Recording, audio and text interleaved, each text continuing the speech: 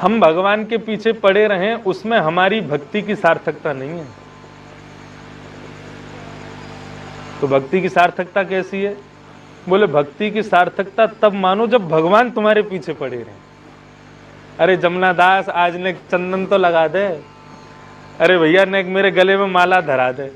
अरे भैया आज तो तेने सवेरे भोग लगाया, दूध को में चीनी तो डारी ना। भगवान बोले हमसे, हम अपनी तरफ से सेवा करें, हम उनके पीछे पड़े रहें, हम उनको नए नए श्रृंगार करें, नए नए बंगला बनावें, वो भक्ति की अभी निचली सिद्धि है। ठाकुर जी खुद कह के कर्मा में पीछे पड़े रहे तुम्हारे। माई मेरे श्याम लगो संग डोले, वो भाव, वो भक्ति की श्रेष्ठ सीमा है, वो प्राप्त करनी है। हमें ठाकुर जी के पीछे ना चलना। अरे इतने वर्ष है गए वृंदावन में रहते रहते, अब वो पीछे पड़े हुए हो। अब तो ऐसे है जाओ, ठाकुर जी तुम्हारे पीछे पीछे चलें। अनुब्रजाम में हम, भगवान कह रहे हैं मैं पीछे चलता ही हूं। और भक्ति की अंतिम सीमा ही वही है। हम भक्ति कर क्यों रहे हैं? इसीलिए कर रहे हैं कि ठाकुर जी से हमारा प्रेम इतना हो जाए कि जैसे आज हम ठाकुर जी के बिना नहीं रह पा रहे, कल ऐसी स्थिति आ जाए ठाकुर जी मेरे बिना नहीं रह पाए। मोकू तो चाहिए, तू मेरे पास ही रहे। वो सीमा चाहिए हमको। और उसके लिए क्या करना है? भगवान कह रहे हैं पहला भाव, मैं जिनके पीछे पीछे चलता हूं उनका पहला गुण क्या है? निरपेक्षम।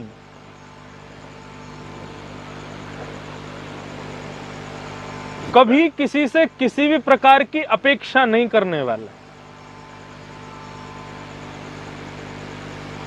ब्रजमंडल में ऐसे आपको हजारों वैष्णव भक्त मिल जाएंगे, कोई अपेक्षा नहीं करते किसी से।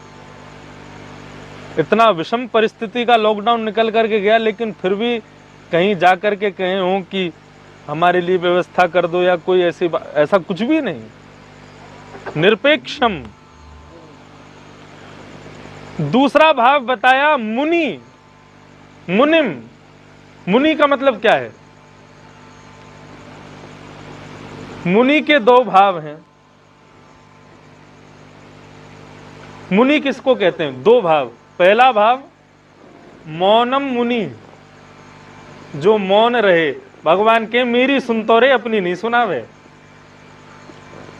ठाकुर जी शांत क्यों बैठे रहे मंदिरन में? हम अपनी अपनी सुनाते रहे उन्हें। भगवान के तू अपनी सुना ले, हम शांति बैठे। ठाकुर जी को मुनि पसंद है। बोले जो मौन है कि मेरे सामने बैठ जाए, मेरे सामने कछु नहीं बोले, मेरी सुने। और दूसरा मुनि का अर्थ क्या है? मननम मुनि, जो नित्य कोई ना कोई ग्रंथों का, नित्य कोई ना कोई सुंदर भगवान के चरित्रों का मनन करता रहे।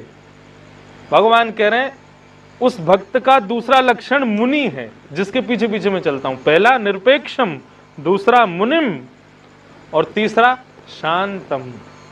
कैसी भी परिस्थिति आ जाए उसके हृदय भाव पर उसका कोई प्रभाव नहीं पड़ता, वो निरंतर शांत रहता है। शांतम। निर्वैरम, ये तो लिखने वाली वस्तु है, एक एक वस्तु।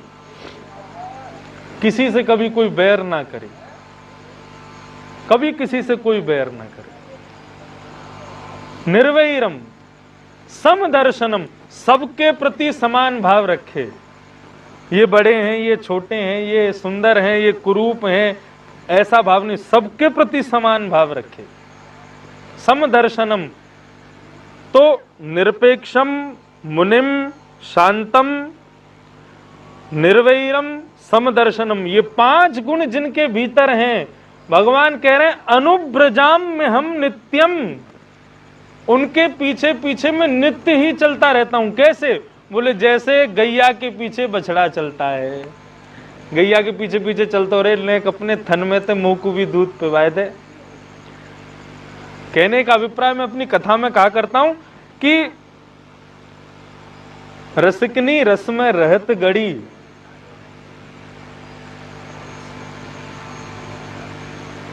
आज आपको ठाकुर जी के दर्शन करने में रस आ रहा है, कथा सुनने में रस आ रहा है, या रस में डूब के अपने आप को गुलाब जामुन बनाए लो, रसगुल्ला बनाए लो, इतने रस में डूब जाओ कि ठाकुर जी तुम्हारो सेवन करने आ जाएं।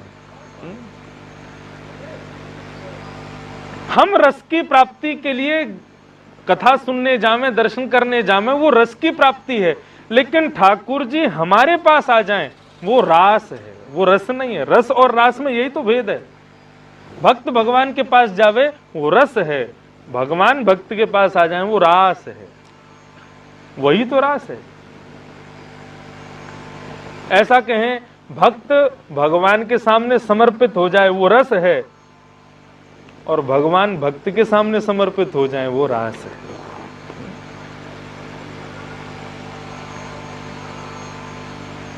और इतना ही नहीं, अनुब्रजाम में मैं पीछे पीछे चलता हूं और फिर भी यदि वो मुझे नहीं मिलता तो पूये ये तंग्री रेणु भी, मैं उसकी रेणु, उसकी चरण रज को अपने माथे से लगाता रहता।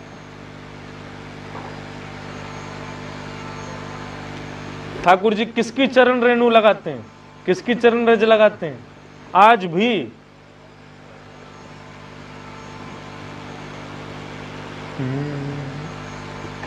गायन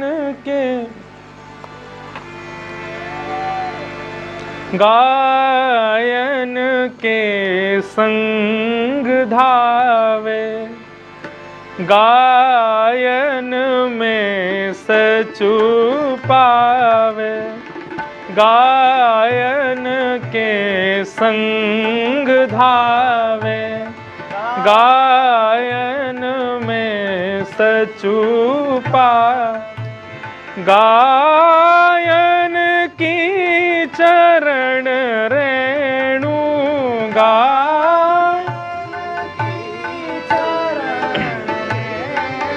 ओ अंग लपटावे, अंग लपटावे, ओ आगे गाय पाछे गाय, आगे गाय पाछे गाय, इत गाय उत गाय, इत गाय, गोविंद को गायन में, गोविंद बस वो ही भावे, बस वो ही भावे, हे आगे गाय, हे आगे गाय, हे आगे गाय पाछे गाय। ये 5 गुण जो मैंने आपको गिनाए, निरपेक्षम मुनिम शांतम निर्वैरम समदर्शनम, ये 5 गुण गाय में होते हैं। पहला निरपेक्षम, कभी किसी से कोई अपेक्षा नहीं करती। गैया कोई तो अपेक्षा करे, कभी ना करेगी। आप हरो चारो खिला दो, घास खिला दो, भूसा खिला दो, जो खिला दो वहां में खुश है जावे।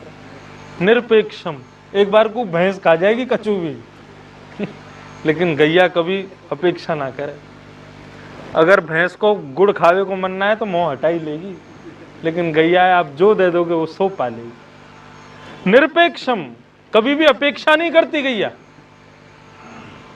मुनिम, मौन रहती है सदैव। और मुनि का मैंने एक अर्थ बताया, मनन करने वाली। गैया भूसा भी लेवे ना तो वह भी बहुत देर तक चबाती रहे, या को मतलब मननशील है। मुनिम शांतम, शांत रहती है। बहुत कम आवाज सुनने को मिलेगी गैया की, उसका रम्माना बहुत कम होता है, कभी कभी रम्मावे। निर्वैरम, किसी से कभी बैर नहीं करती, सबको अपना दूध देती है। अपने बालक को कम कर देगी लेकिन बाकी सबने जरूर देगी। अरे कहां तक कहें, नहीं कहना चाहिए ऐसे शुभ दिन। जो गैया को अपमान करें, गैया को अपना भोजन मान करके रखें, ऐसे लोग भी यदि दूध ले लें तो गैया उनको भी मना ना करे। निर्वैरम समदर्शनम, सबके लिए समान है। इसलिए ठाकुर जी कह रहे हैं अनुव्रजाम में हम नित्यम पूये ये रंग रेणु भी। इसीलिए मैं गैया के सदैव पीछे चल के उसकी चरण रेणु को, आज भी बिहारी जी, राधा रमन जी, आप चले जाओ, औलाई की आरती होती है शाम को 6-7 बजे। ठाकुर जी के श्रृंगार, थोड़े से वस्त्र कम कर दिए जाते हैं, ठाकुर जी के गाल पे इत्र लगाए हो जावे। क्यों? बोले गैया चरा के आए हैं लाल जी, और पूरे अंग में गीले कपड़ा से पोंछो जाए। बोले क्यों? बोले पूरे लाला को कितनों सजाए लो, पूरे अपने अंग पे और गैया की रजे लपेट के आ जाए। जब गैया चरा के लौट के आवे तो मैया क्या करे, गाल पोंछेगी, हाथ पोंछेगी, फिर इत्र लगा के फिर लाल जी की आरती, उसी को औलाई आरती कहते हैं। आज भी होती सब मंदिरों में।